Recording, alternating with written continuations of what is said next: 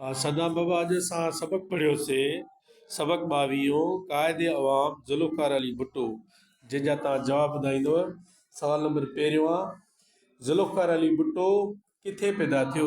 ज़ुल्फ़कार अली भुट्टो लाड़काने ज़िले तहल के नहंदेरे गढ़ी खुदा बख्श में पैदा थियो। शाबाश। सवाल नंबर ॿियो आहे, ज़ुल्फ़कार अली भुट्टे इब्तिदाई तालीम किथां हासिल कई? ज़ुल्फ़कार अली भुट्टे इब्तिदाई तालीम मुंबई जे कैथेड्रल स्कूल में हासिल कई।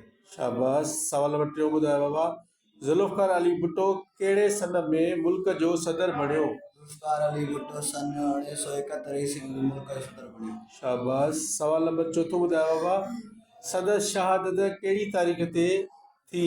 सदर शहादत 4 अप्रैल 1979 ईस्वी ते थी। शाबाश। सवाल नंबर 6 ॿुधाइजो, ज़ुल्फ़कार अली भुट्टे खे क़ाइदे अवाम छो थो सॾियो वञे? ज़ुल्फ़कार अली भुट्टे आवाम में समाजी शोर पैदा कयो, हुन करे खेसि क़ाइदे अवाम सॾियो वञे। शाबाश।